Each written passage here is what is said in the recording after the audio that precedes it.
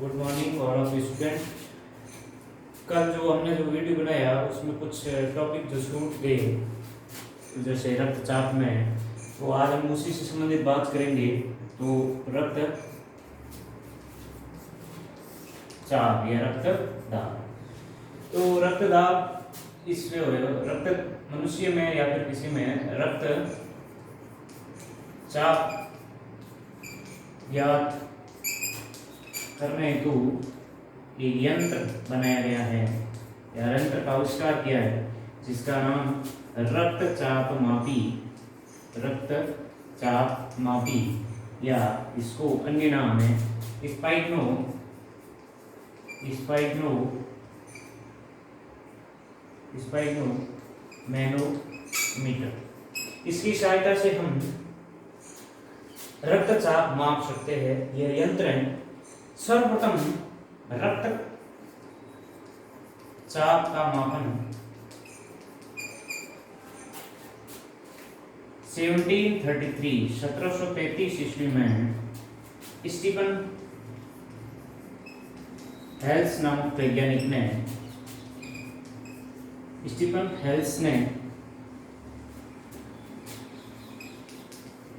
घोड़े में मापा। सर्वप्रथम रक्तचाप का मापन है वो 1733 में, ये मोस्ट है। रक्तचाप का मापन 1733 ईस्वी में स्टीफन हेल्स ने घोड़े में मापा और इसको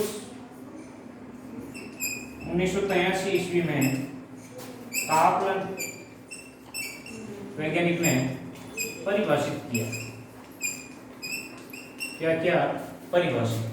तो एक बार फिर वापस देख लेते हैं कि रक्तचाप, अब मैंने बताया था पहले ही कि रक्तवाहिनियों में प्रवाहित होते हुए रक्त द्वारा रक्तवाहिनियों की दीवारों पर लगाया गया दाब रक्तदाब या रक्तचाप कहलाता है, जो कि इसमें स्वस्थ मनुष्य का रक्तदाब है वो 120/80 mm होता है, जिसमें ऊपर का जो संख्या है वो सिस्टोलिक रक्तचाप को दर्शाती है, जबकि नीचे की संख्या है वो डायस्टोलिक रक्तचाप को दर्शाती है।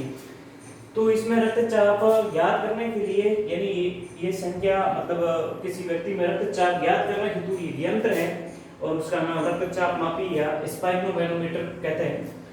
इस और रक्तचाप का सर्वप्रथम मापन है वो 1733 ईस्वी में स्टीफन हेल्स नामक वैज्ञानिक ने घोड़े में मापा और इसको परिभाषित, यानी रक्तवाहिनियों में लगाए गए दाब है, इसकी परिभाषा देने हेतु 1983 में कापलन ने इसको परिभाषित किया है। ये हमारा थोड़ा सा टॉपिक छूटा हुआ था। इसी के अलावा जैसे कि हाई ब्लड प्रेशर और लो ब्लड प्रेशर, इसके बारे में भी कुछ टॉपिक छूटा हुआ था कि हाई ब्लड प्रेशर यानी उच्च रक्तचाप और लो ब्लड प्रेशर यानी निम्न रक्तचाप। निम्न रक्तचाप में क्या होता है कि इसमें यह रक्तवाहिनियों में प्रवाहित होते हुए रक्त है वो उसमें रक्तदाब को निम्न होने का संकेत है कि इस दौरान रक्त में शरीर में रक्तवाहिनियों के अंदर रक्तदाब वो निम्न हो जाता है। तो इस कारण से सभी जो शरीर के अंग है, जैसे कि मस्तिष्क है या फिर लीवर है यहाँ और या फिर गुर्दे हैं, तो यहाँ तक है वो रुधिर पूर्ण रूप से नहीं पहुंच पाता है और रुधिर के साथ साथ में पौष्टिक पदार्थ भी नहीं पहुंच पाते हैं। इस कारण से वो अंग वहां पर पहुंच नहीं पाता है, तो वो अंग सही ढंग से सुचारू रूप से अपना कार्य नहीं कर पाते हैं और कभी कभार ऐसी स्थिति आती है कि वो अंग रक्त या पौष्टिक पदार्थ नहीं पहुंचने के कारण वो क्षतिग्रस्त भी हो सकते हैं। इसी के साथ हाई ब्लड प्रेशर है, यह जब तनाव की स्थिति हो, जब आप एकदम डर जाते हैं या फिर ईर्ष्या या एकदम गुस्सा आ जाता है, तो उस स्थिति में है हमारा जो ब्लड प्रेशर है वो बढ़ जाता है और इस स्थिति को रक्तवाहिनियों के अंदर जो रक्त जो उच्च दाब बढ़ा है, इसको हम उच्च रक्तचाप की स्थिति कहते हैं।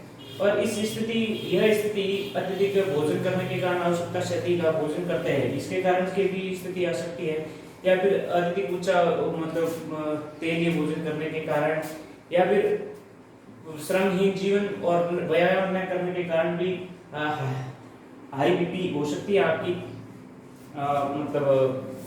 और इसके उपचार के लिए मुख्य रूप से आपको जो कैल्शियम का और जो लेवल है वो शरीर के अंदर बराबर करना चाहिए और इसी के साथ आपको लगातार व्यायाम भी करते रहना चाहिए। इसके उपचार के लिए। और जो वसायुक्त संतृप्त वसायुक्त जो भोजन है उसका क्या करना चाहिए, उसका सेवन कम करना चाहिए। तो ये हमारे रक्तचाप का टॉपिक आज पूर्ण होने जा रहा है और इसके बाद में हम नए टॉपिक की चर्चा करने जाएंगे। और मैं उम्मीद करता हूँ कि सभी लोगों को, सभी स्टूडेंट्स को ये चीज़ समझ में आई होगी। और ये जो अभी आपको बताया कि स्टीफन हेल्थ सबसे पहले किस यंत्र से मापा जाता है, इस प्रकार के क्वेश्चन है वो बोर्ड के एग्जाम में पूछे जाते हैं। मैंने पहले ही बताया था कि इस जो लेसन है, इस लेसन से आपको वन लाइनर क्वेश्चन पूछे जाएंगे। आज हम पढ़ेंगे, आगे का टॉपिक है नशीले पदार्थ।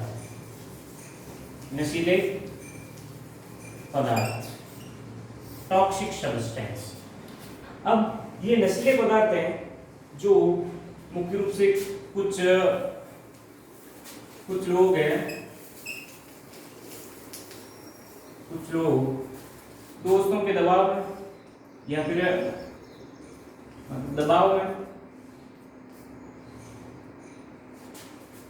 दबाव की स्थिति,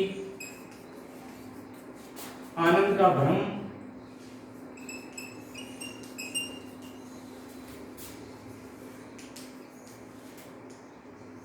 उत्पन्न करने हेतु और इस दुनिया की जो वास्तविकता है उससे दूर, दुनिया की वास्तविकता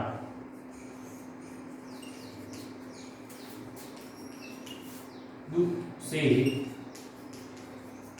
दूर होने के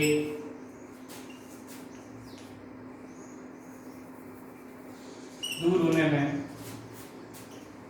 कुछ पदार्थों का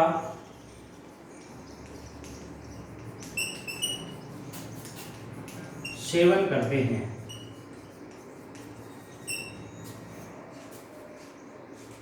जिन्हें नशीले पदार्थ कहते हैं, जिन्हें नशीले पदार्थ कहते हैं। ये व्यक्ति के शरीर पर प्रतिकूल प्रभाव डालते हैं, प्रतिकूल या कुप्रभाव डालते हैं। यानी नशीले पदार्थों में कुछ लोग क्या है कि दबाव की स्थिति में या फिर कोई दोस्त कह देता है या इस स्थिति के अंदर या आनंद का भ्रम उत्पन्न करने हेतु या दुनिया की जो वास्तविकता है उस वास्तविकता से कुछ दूर रखने की कोशिश में कुछ पदार्थों का सेवन करते हैं और जिन्हें हम नशीले पदार्थ कहते हैं। अब ये नशीले जो कुछ पदार्थ हैं, ये कुछ पदार्थ उसमें नशा उत्पन्न होता है और ये व्यक्ति के शरीर पर प्रतिकूल या कुप्रभाव डालते हैं।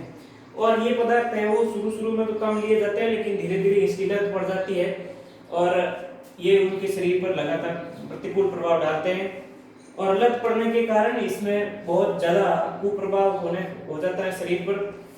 इसमें अलग अलग नशीले पदार्थों को पढ़ेंगे। तो इसमें सबसे पहले विभिन्न प्रकार के नशीले पदार्थ, विभिन्न प्रकार के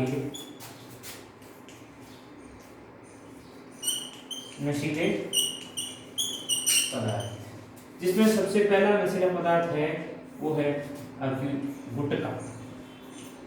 कौन सा नशीला पदार्थ है? ये गुटखा है जो सुपारी के टुकड़ों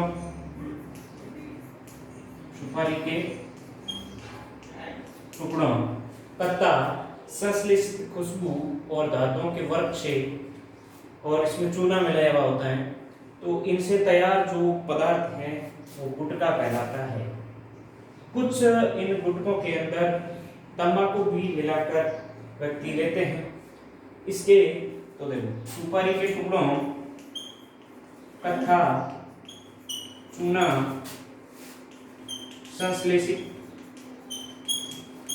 खुशबू,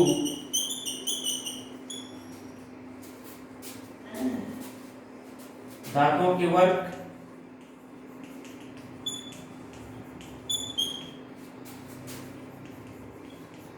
आदि पदार्थों का मिश्रण गुटखा क्या होता है कि सुपारी के टुकड़ों, कथा, चूना और संश्लेषित खुशबू धातुओं के वर्ग आदि का जो मिश्रण है वो गुटखा कहलाता है। और कुछ इसमें क्या मिलाए जाते हैं, कुछ लोग इसमें तंबाकू का प्रयोग करते हैं। इसके लगातार सेवन से होने वाला रोग, यानी इसके लगातार सेवन से कौन सा रोग होता है, तो इसके लगातार सेवन से सब म्यूकस फाइब्रोसिस रोग होता है। ये भी क्वेश्चन पूछा जाता है बहुत बार कि गुटखे के सेवन से कौन सा रोग होता है, तो सब म्यूकस फाइब्रोसिस रोग। अब ये सब म्यूकस फाइब्रोसिस रोग क्या है, इस रोग में जबड़े की मांसपेशियां हैं वो कठोर हो जाती हैं। इस रोग का क्या लक्षण है, जबड़े की मांसपेशियां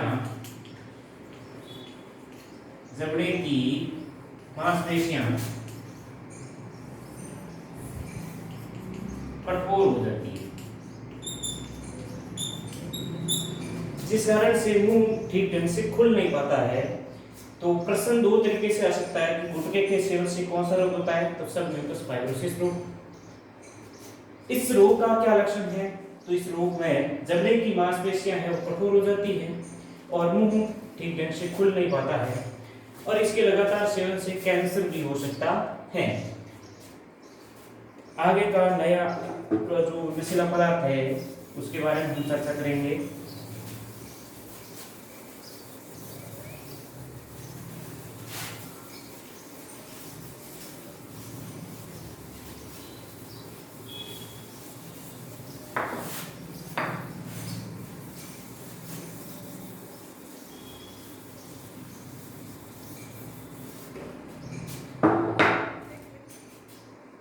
नया नशीला पदार्थ है वो तंबाकू, टोबैको।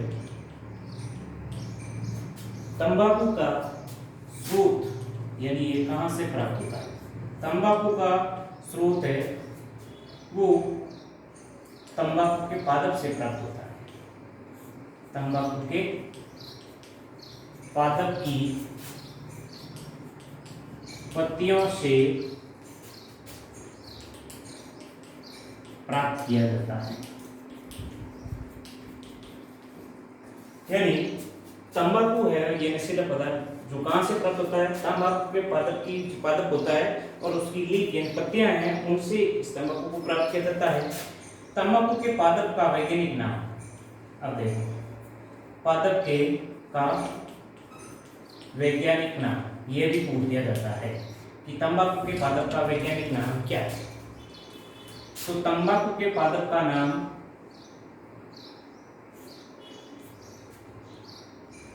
निकोटियाना टूबेकम। इसके पादप का वैज्ञानिक नाम क्या है, निकोटियाना टूबेकम। अब वैज्ञानिक नाम किसी भी प्रकार का, हम किसी भी पादप का या जीव जंतु का वैज्ञानिक नाम लिखते हैं तो वैज्ञानिक नाम लिखते समय या तो उसको तिरछा लिखें, और तिरछा नहीं लिख पाते हिंदी में तो उसके नीचे अंडरलाइन करना जरूरी है। इस चीज का विशेष ध्यान रखें। तंबाकू के पादप का वैज्ञानिक नाम निकोटियाना टूबेकम, और इसका कुल यानी इसकी कुल कौन सा है यानी फैमिली, तो इसका कुल है सोलेनेसी। कौन सा कुल है, सोलेनेसी।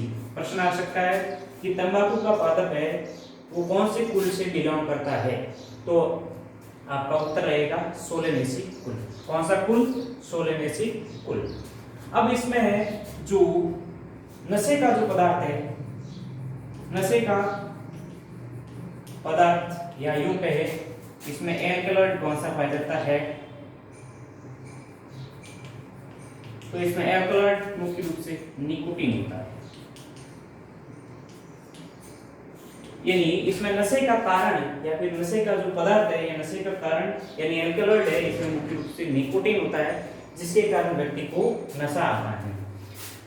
अब इसके सेवन से क्या, किस प्रकार से सेवन किया जाता है, सेवन करने के तरीके, सेवन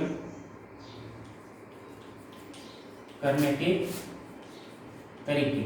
तो सेवन करने के तरीके में मुख्य रूप से या फिर उपयोग किस प्रकार से होता है इसका, तो इसको लोग इसमें हमने पीछे पढ़ा गुटखे के साथ मिलाकर भी खाते हैं लोग, और इसका सेवन कर सकते हैं। और भी तरीके हैं, जैसे कि इसको पान में मिला करके, पान होता है उसमें पान में मिक्स करके इसको लिया जाता है, या फिर इसको दांतों में या मसूड़ों में मलकर इसका सेवन किया जाता है। इसके अलावा इसका उपयोग है वो तरीका है बीड़ी, इसका उपयोग बीड़ी में, सिगरेट में, चिलम में, हुक्का इत्यादि में तंबाकू का प्रयोग किया जाता है। तंबाकू के सेवन से इसकी हानियां क्या क्या है इसके बारे में पढ़ेंगे। इसकी हानियां क्या क्या है, यानी इस तंबाकू का हम सेवन करें, जो व्यक्ति सेवन करता है उसमें क्या क्या हानियां परिलक्षित होती है, क्या क्या हानियां उसमें दिखाई देती है। तो सबसे पहले इसमें, क्योंकि इसमें मुंह में लिया जाता है तो मुंह से गले में, गले तक, फेफड़ों तक पहुंचता है, इस कारण से इससे इसके सेवन से मुंह, गला, जीभ, फेफड़ों का कैंसर हो सकता है, कैंसर हो सकता है। यानी इसके लगातार सेवन से मुंह का या फिर गले या जीभ या फेफड़ा इनका है वो, इनमें कैंसर होने की संभावना रहती है।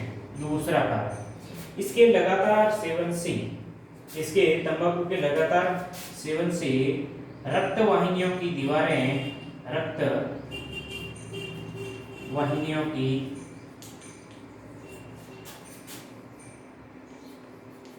दीवारें मोटी हो जाती है। अब इस मोटी होने के कारण क्या होगा कि रक्त वाहिनियों की जो वाहिनियों की दीवारें हैं वो मोटी होने के कारण रक्त दाब और हृदय स्पंदन दर, रक्तचाप या रक्त दाब और हृदय स्पंदन दर, हृदय जो धड़कन की दर है, स्पंदन दर है वो कम हो जाती है, दर कम हो जाती है। ये दूसरी हानि है। तीसरी हानि, गर्भवती महिलाएं होती हैं, जब कोई गर्भवती महिलाएं हैं इस तंबाकू का सेवन करती है तो उनमें भ्रूण विकास, यानी गर्भवती महिलाएं, गर्भवती महिलाओं के अंदर जो भ्रूण विकास की दर है, भ्रूण विकास की दर या फिर भ्रूण विकास की गति है वो मंद हो जाती है, गति मंद हो जाती है।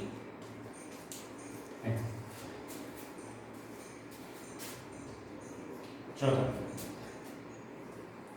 इसके लगातार सेवन से, यानी जैसे कि सिगरेट है या चिलम है या हुक्का है, बीड़ी है, इनके धुएं के अंदर कार्बन मोनोऑक्साइड होती है। कौन सी गैस होती है धुएं के अंदर? Carbon monoxide. तो इसको खींचने से कार्बन मोनोऑक्साइड हमारे शरीर के अंदर चली जाती है, और ये कार्बन मोनोऑक्साइड है, ये ऑक्सीजन वाहक क्षमता को घटा देती है। हमारे रक्त में ऑक्सीजन वाहक क्षमता को घटा देती है। इस कारण से सभी अंगों तक पर्याप्त ऑक्सीजन नहीं पहुंच पाती है, तो अंग क्षतिग्रस्त भी हो सकते हैं।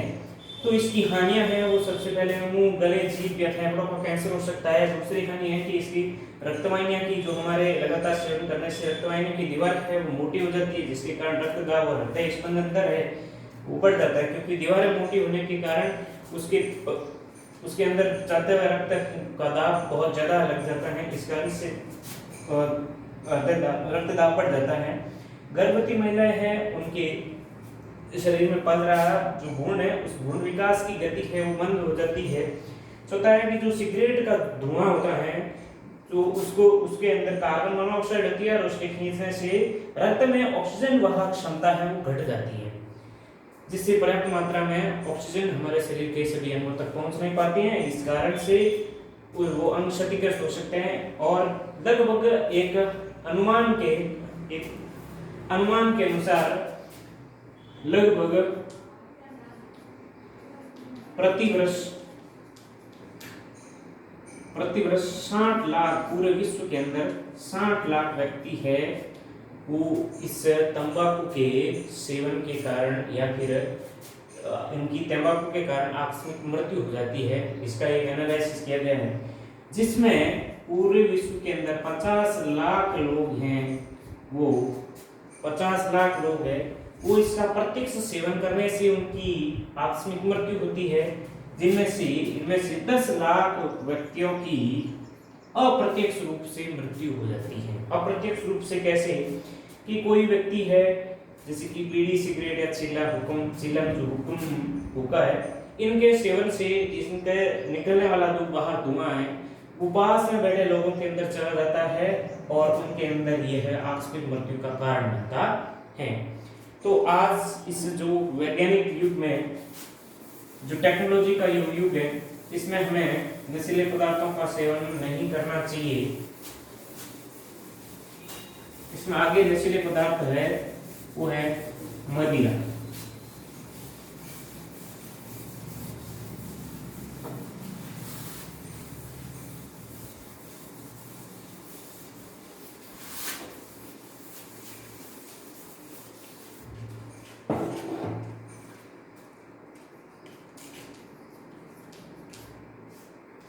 मदिरा या इसको आम भाषा में शराब भी कहते हैं। शराब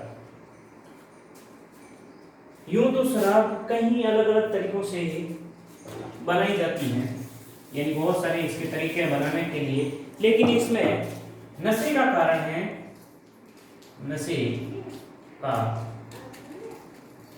कारण इसमें मुख्य रूप से सभी में जो बनाई जाती है उसमें सभी में नशे का कारण है वो एथिल एल्कोहल होता है।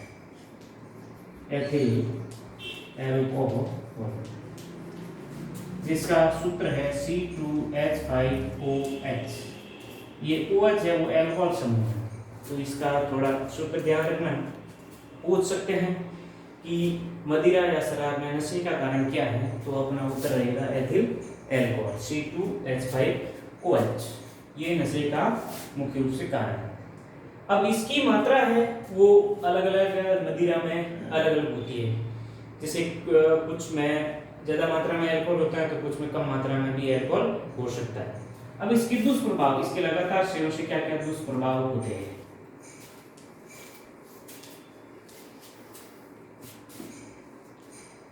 इसके मदिरा है, मदिरा में उपस्थित अल्कोहल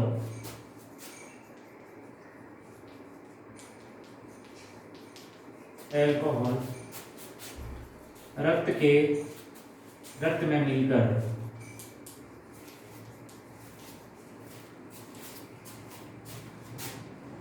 यकृत तक पहुंचता है।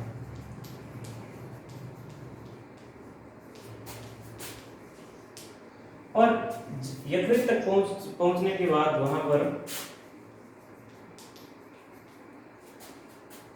यकृत है उसको अल्कोहल को वहां पर अल्कोहल को यकृत यानी लीवर एक विषैले पदार्थ एसिटाल्डिहाइड में बदल देता है। एसिटाल्डिहाइड में बदल देता है। ये विषैला पदार्थ होता है जो हमारे शरीर के लिए बहुत ही हानिकारक होता है। दूसरा, इसके सेवन करने से, इसके मदिरा के सेवन से शरीर पर सामंजस्य नहीं रहता है। शरीर पर सामंजस्य एवं तंत्रिका तंत्र फेल हो जाता है, यानी व्यक्ति का जो शरीर का सामंजस्य है वो यहाँ पर कहीं पर पैर रखना कहीं पे रखा जाता है, चलना किधर ही है किधर ही जाते हैं। तो इसमें क्या होता है कि शरीर का जो सामंजस्य है, जो शरीर का संतुलन है वो नहीं रह पाता, व्यक्ति खो देता है। इसी के साथ साथ इसका तंत्रिका तंत्र है वो भी इसमें डगमगा जाता है, या फिर तंत्रिका तंत्र फेल भी नहीं कह सकते हैं, प्रभावित होता है। इसमें तंत्रिका तंत्र है वो प्रभावित होता है। तीसरा, इसका दुष्प्रभाव देखने को मिलता है कि यकृत वसीय यकृत रोग होता है। इसके सेवन से वसीय यकृत रोग होता है। प्रश्न आता है, ये थोड़ी इम्पोर्टेंट बात है कि वसीय यकृत रोग किस कारण होता है या फिर इसका क्या कारण है। तो इसका कारण है मदिरा या शराब के अंदर मौजूद एल्कोहल। एल्कोहल के कारण वसीय यकृत रोग होता है, जिसमें हमारे शरीर के अंदर कार्बोहाइड्रेट एवं प्रोटीन संश्लेषण को प्रभावित करता है। यानी हमारे शरीर के अंदर ये वसीय यकृत रोग है वो कार्बोहाइड्रेट और प्रोटीन संश्लेषण यानी इनके निर्माण को हमारे शरीर के अंदर प्रभावित करता है। चौथा इसका कारण है कि इसके सेवन के कारण आर्थिक व्यक्ति है वो आर्थिक रूप से कमजोर होता है, क्योंकि उसकी अर्थव्यवस्था है वो डगमगा जाती है, क्योंकि अब मदिरा लाने के लिए पैसे की जरूरत के लिए आर्थिक रूप से कमजोर हो जाता है एवं सामाजिक प्रतिष्ठा पर ठेस पहुंचती है। उसकी सामाजिक प्रतिष्ठा पर ठेस पहुंचती, यानी कि ग्रामीण लोगों में जब समाज हमारे जो शहरी लोगों में तो एक दूसरे को ज्यादा घुल मिलना या फिर ज्यादा लोग जानते नहीं हैं, लेकिन ग्रामीण लोग है वो बहुत दूर तक लोगों को या फिर घरों में सभी मतलब लोगों को जान पहचान रखते हैं। तो वहां पर क्या है कि कोई व्यक्ति है इस शराब का सेवन करने के बाद, मैंने पहले बताया था कि शरीर का संतुलन बिगड़ जाता है, तो कुछ लोग है उस व्यक्ति को देखते हैं, तो देखने पर उस समाज में उसकी बात रहती है कि वो ऐसा है, फलाना ऐसा है, तो उसकी क्या कि समाज के अंदर जो प्रतिष्ठा है उसके ऊपर भी उसके मतलब ठेस पहुंचती है। तो मदिरा और जो शराब, एक बार फिर वापस देख लेते हैं कि इसमें नशे का कारण है वो एथिल अल्कोहल है और सभी मदिराओं में इसका प्रयोग भिन्न भिन्न मात्राओं में होता है। इसके जो दुष्प्रभाव है, जो पहला दुष्प्रभाव है, यह मदिरा है में उपस्थित अल्कोहल है जो रक्त के साथ में मिलकर के यकृत में पहुंचता है। वहां पर अल्कोहल को यकृत है वो एसिटाल्डिहाइड में बदल देता है। यह एक विषैला पदार्थ है। एसिटाल्डिहाइड कैसा पदार्थ है? विषैला पदार्थ है जो हमारे शरीर के लिए हानिकारक है। दूसरा इसका जो दुष्प्रभाव है, शरीर पर जो सामंजस्य है या तंत्रिका तंत्र है वो प्रभावित होता है। तीसरा इसका जो वसीय यकृत रोग हो जाता है, क्योंकि मदिरा के कारण होता है, जिसमें कार्बोहाइड्रेट प्रोटीन संश्लेषण प्रभावित होता है। चौथी इसकी बात है कि इसमें व्यक्ति है वो आर्थिक रूप से कमजोर होता है, क्योंकि उसकी अर्थव्यवस्था इस शराब के लिए पैसे चाहिए, तो आर्थिक रूप से उसमें कमजोर होता है और उसकी समाज में उसकी प्रतिष्ठा पर ठेस पहुंचता है। और भी कुछ कारण है, जैसे कि उसकी हृदय स्पंदन दर है या फिर रक्तदाब है, वो भी इसमें प्रभावित होता है। और भी कुछ कारण है कि इस मदिरा के सेवन करने से आप रोड पर कोई व्यक्ति वाहन चलाता है तो वाहन दुर्घटना भी होती है, क्योंकि उसमें शरीर का जो सामंजस्य है या तंत्रिका तंत्र प्रभावित रहता है। इस कारण से व्यक्ति में ड्राइविंग करते समय उसका शरीर का संतुलन और वाहन शरीर का संतुलन नहीं रह पाता है, तो वाहन का संतुलन तो बहुत दूर की बात है। तो यह बहुत बड़े एक्सीडेंट्स या फिर दुर्घटनाओं को इस प्रकार घटित होती हैं। तो ये मादक पदार्थ हैं जो बहुत ही हानिकारक होते हैं, जिनका सेवन हमें नहीं करना चाहिए। ये लेसन इसलिए दिया है कि ताकि जो आने वाली पीढ़ी है वो इस चीज से वाकिफ हो, ताकि उन्हें इस जो मादक पदार्थों से दूर रहे।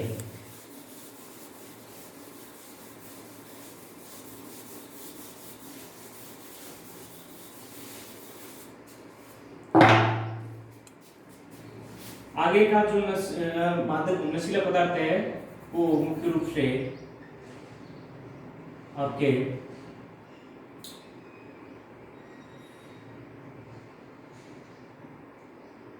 अन्य नशीले पदार्थ,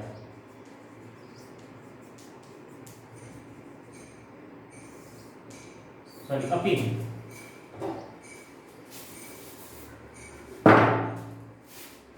आगे का टॉपिक है वो अफीम है।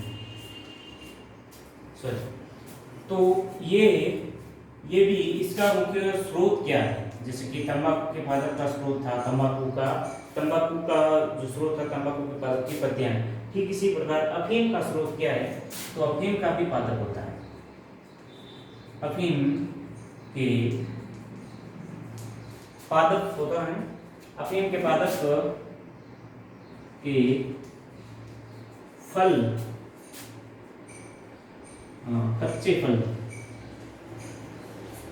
कच्चे फल के दूध के को सुखाने पर अफीम प्राप्त होता है। क्या प्राप्त होता है? अफीम। यानी अफीम का मुख्य स्रोत है, अफीम का पादप है, उसके कच्चे फल है, उसके कच्चे फल से दूध प्राप्त होता है और उस दूध को सुखाने पर अफीम प्राप्त होता है। अब अफीम के पादप का वैज्ञानिक नाम, पादप का वैज्ञानिक नाम पेपेवर सोमनिफेरम।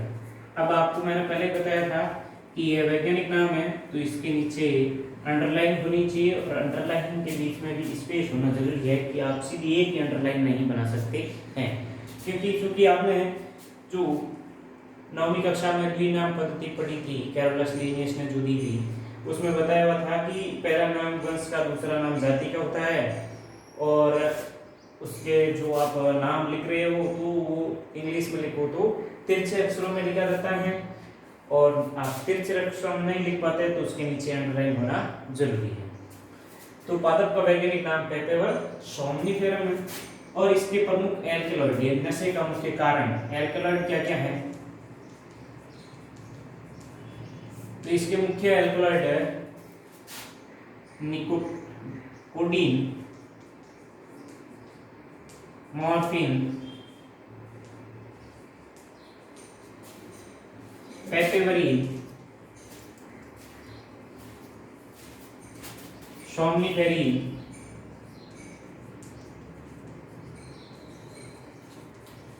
इत्यादि ये नशे के प्रमुख कारण होते हैं। इनमें से कोडीन एवं मॉर्फिन का उपयोग दर्द निवारक दवा के रूप में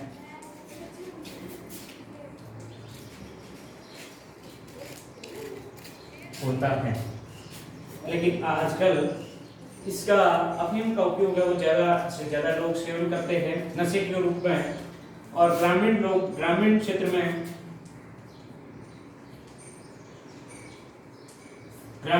में खुशी और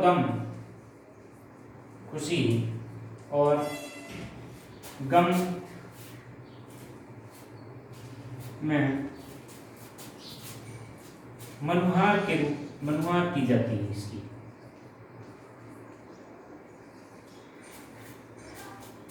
या फिर इसका और भी उपयोग करने का तरीका है, वो माताएं छोटे बच्चों को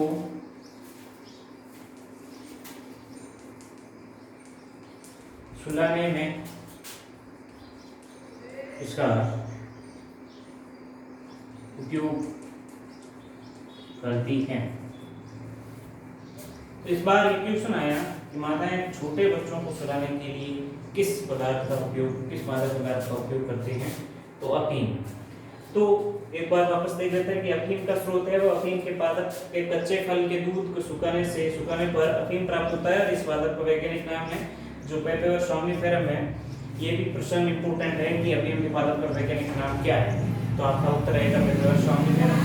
इसका जो एल्कलॉइड है, नशे का कारण है, वो कोडीन, मॉर्फिन, पेपेवरिन और सोमनिफेरिन, यानी ये प्रमुख एल्कलॉइड है। यहाँ पर से ये भी प्रश्न पूछ सकते हैं कि अफीम में पाए जाने वाले एल्कलॉइड्स का क्या क्या नाम है, तो आपका ये उत्तर रहेगा। और इसमें जो कोडीन और मॉर्फिन जो एल्कलॉइड है, इसका उपयोग दर्द निवारक दवा बनाने में किया जाता है। तो इस कारण से इसकी जो खेती की जाती है मुख्य रूप से इन दर्द निवारक दवा बनाने के लिए ही की जाती है, लेकिन इसका उपयोग है वो लोग बहुत ज्यादा करने के कारण या फिर अपने ही शरीर में कुछ दर्द निवारण के लिए ज्यादा मात्रा में कर लेते हैं, या फिर ग्रामीण क्षेत्र में जो लोग हैं खुशी या गम में इसकी व्यवहार की जाती है।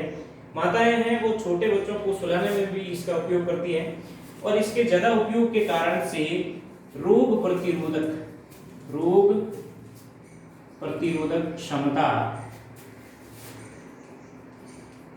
कम होती चली जाती है, कम होती चली जाती है, जिस कारण से अन्य बीमारियां हो जाती हैं।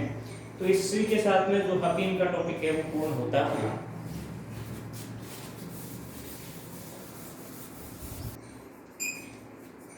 नशीले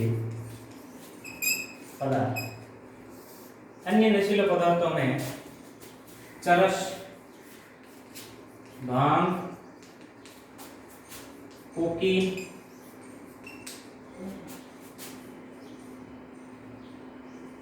हेरोइन,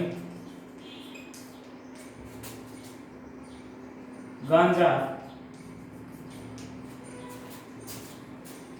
एवं LSD ये इंपॉर्टेंट है कि अन्य जो अभी हमने पढ़े उनके अलावा भी कुछ ऐसे नशीले पदार्थ है जिनका लोग सेवन करते हैं और इसका मतलब कुप्रभाव पड़ता है। तो इसमें मुख्य रूप से है चरस, भांग, कोकीन या फिर हेरोइन, गांजा, LSD। इस LSD का ये भी पूछा जाता है कि इसका पूरा नाम क्या है। तो इसका पूरा नाम lysergic acid, lysergic acid diethyl amide. थोड़ा नाम है बड़ा, लेकिन थोड़ा ध्यान रखना क्योंकि इसका पूरा नाम पूछ सकता है कि LSD का पूरा नाम क्या है। तो लाइसर्जिक एसिड डाइइथाइल एमाइड। इसका भी लोग नशे में करते हैं। इन नशे के कारण व्यक्ति इन नशों के कारण व्यक्ति शारीरिक व मानसिक रूप से एवं मानसिक रूप से कमजोर होता चला जाता है।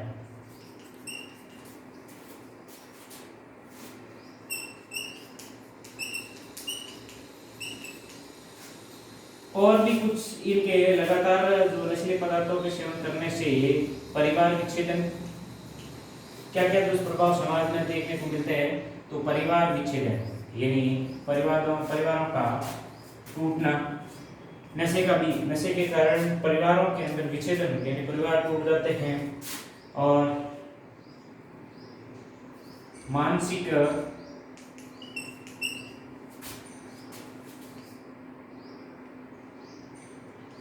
विकृति उत्पन्न होती है, मानसिक विकृति उत्पन्न होना, शारीरिक या मानसिक कुछ न कुछ इसमें विकृति उत्पन्न हो जाती है, परिवार विच्छेदन होता है। तो बहुत अन्य भी कारण है जो नशीले पदार्थों के कारण होता है। अब इन नशीले पदार्थों का हमें उपयोग नहीं करना चाहिए, ये पार्ट इसीलिए है। और इसमें कुछ जो मोस्ट इम्पोर्टेंट है, मैंने पहले बताया था कि अन्य नशीले पदार्थों में आप पूछ सकते हैं कि LSD का पूरा नाम क्या है, लाइसर्जिक एसिड डाइइथाइल एमाइड। और इन नशीले पदार्थों का हमारे शरीर पर क्या क्या प्रभाव पड़ता है। तो शारीरिक मानसिक रूप से शरीर कमजोर होता है। और कुछ ऐसे नशीले पदार्थ है जिसके कारण कैंसर हो सकता है, या फिर हमने पहले पढ़े जिसमें सबम्यूकस फाइब्रोसिस रोग जो गुटखे के सेवन से होता है, और यकृत रोग है, और परिवार विच्छेदन होता है, मानसिक विकृति और सामाजिक प्रतिष्ठा पर के ठेस पहुंचता है। तो इसके आगे कुछ ये नशीले पदार्थों के अलावा कुछ दवाएं भी होती हैं जिसका लोग दुरुपयोग करते हैं नशे के रूप में। उन दवाओं में से भी कुछ सुना सकता है कि पूछा जाता है कि किन्हीं ही दो नशीली दवाओं के नाम बताइए। तो देखो, दवाओं का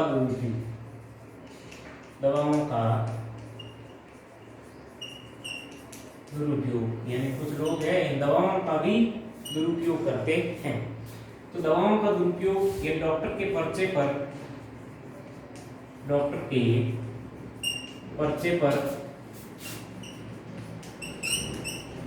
मिलने वाली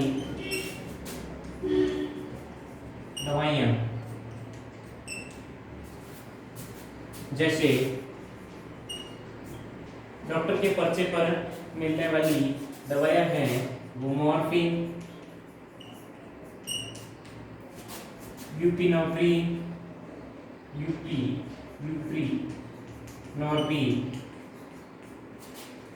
पैथेडीन, डाइजिपाम,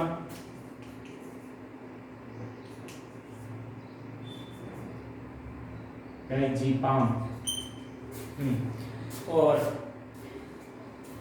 प्रोपोक्सिफेन,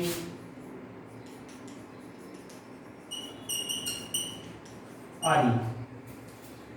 ये जो दवाएं हैं, इन दवाओं का दुरुपयोग नशे के रूप में कुछ लोग करते हैं जो उनके शरीर पर हानिकारक प्रभाव डालते हैं। तो प्रश्न ऐसे आता है कि डॉक्टर के पर्चे पर मिलने वाली नशीली दवाओं के किन्हीं 2 दवाओं के नाम बताइए। तो आपका उत्तर क्या रहेगा? इनमें से मॉर्फिन, ब्यूप्रिनोप्रिन या पैथेटिन, नाइट्रोजिपाम या डाइजिपाम या फिर प्रोपोक्सिफेन।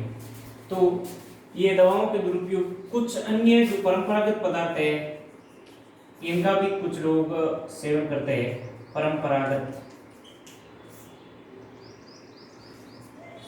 परंपरागत पदार्थ मुख्य रूप से जैसे कि पेट्रोल, पाम ऑयल, इनका भी कुछ, इन पेट्रोल की जो सुगंध है या फिर पाम ऑयल को भी कुछ लोग नशे के रूप में बच्चे ग्रहण करते हैं। और अन्य जो रोजमर्रा में काम आने वाले पदार्थ हैं, अन्य पदार्थ हैं, उनका भी लोग बच्चे हैं वो उपयोग करते हैं। जैसे कि जूते चिपकाने वाला जो गोंद, जूते चिपकाने वाला गोंद, थिनर, करेक्शन फ्लूइड,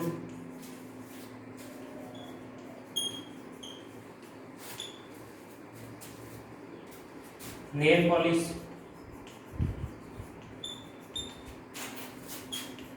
आदि पदार्थों को ये श्वास के रूप में साथ में लेते हैं जो उसके शरीर पर प्रतिकूल प्रभाव डालते हैं और जिसके कारण श्वास संबंधी कुछ बीमारियां होती है, जिसके कारण कुछ जैसे कैंसर जन्य भी होते हैं। तो इन पदार्थों से हमें दूर रहना चाहिए। और इनमें मुख्य रूप से आपके इम्पोर्टेंट टॉपिक यही है कि जो दवाएं हैं, इन दवाओं का भी क्वेश्चन पूछा जा सकता है कि किन्हीं डॉक्टर के पर्चे पर मिलने वाली नशीली दवाओं के नाम बताइए। तो इसी के साथ ये हमारा जो आज मादक नशीले पदार्थ है इनका टॉपिक पूर्ण होता है और आगे क्लास कर लेंगे।